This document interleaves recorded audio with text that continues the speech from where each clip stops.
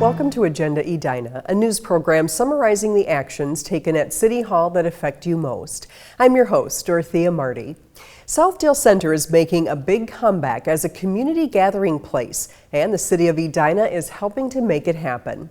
The city has tentatively agreed to provide the owners of Southdale Center a $5 million loan to make improvements. The mall's owner, Simon Properties, is currently working on a renovation, but would not be able to fully renovate Southdale without public assistance. The City Council agreed to make the loan because the majority of members believe it's important to revitalize the historic mall. I think you could easily say, as goes Southdale, so goes the entire Southdale district. Because if you ask property owners around there that have been concerned about Southdale over time, they've felt that if it isn't kept up, it's going to affect their property values, and which would affect our property taxes as a base for our community. Simon will use $15 million along with the city's loan to renovate the interior common area and exterior of the mall.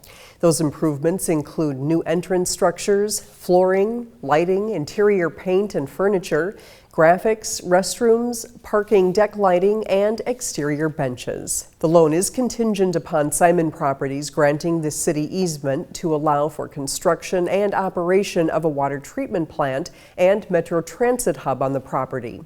Also, the city will be allowed to display advertising in the mall from January to October of each year. Construction on the improvements will begin by July 1st.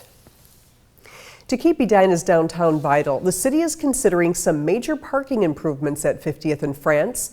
A recent parking study determined that there is a shortage of at least 150 parking spaces in the area. Since the study, the city's engineering department has been working with property owners at 50th and France to develop plans to improve the public parking ramps and provide additional parking. I think with the proposal of a wayfinding system, which would be directional signage that would tell customers if the parking lot is full, would help cut down on the frustration, one, and help direct them to other parking lots, because I don't know that people know we have 3 city parking ramps. City staff has proposed raising the middle ramp off of West 49th and a half Street and building a new 6-story ramp, which would result in 258 additional spaces. The project would also include a renovation of the south ramp off of Halifax Avenue, a vehicle counting system for all 3 parking ramps in the area, and streetscape improvements such as new pavers and landscaping. The total project is estimated to cost $12 million, which would be paid for by the property owners.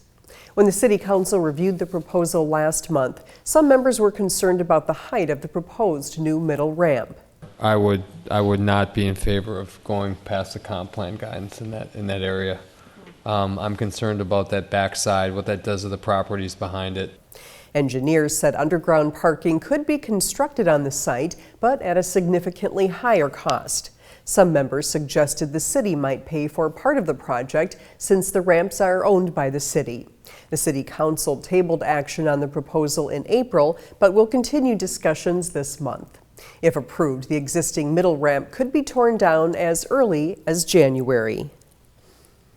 Developers and property owners interested in building or redeveloping in Northwest Edina have a new guide, the GrandView Development Framework. A team of residents and business owners worked for 2 years to develop a vision for the area off of Minnesota Highway 100 and Vernon Avenue. Their work paid off April 17th when the Edina City Council adopted the framework.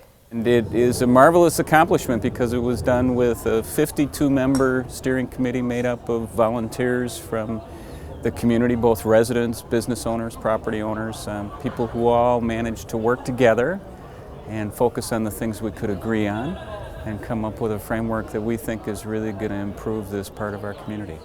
Much of the work done on the project was made possible by a $100,000 grant through the Metropolitan Council's Livable Communities Act. Last year, the steering committee developed a work plan and used the money to hire professional consultants. Several focus groups, workshops, and public hearings were held to gather input from residents, business owners, and other interested parties. After numerous sessions, the steering committee released a draft version and opened a 45-day public comment period. It's an amazing public that we have here that is willing to put in the hours and come up with the fruitful results. The city will soon begin efforts to market the framework to the development community.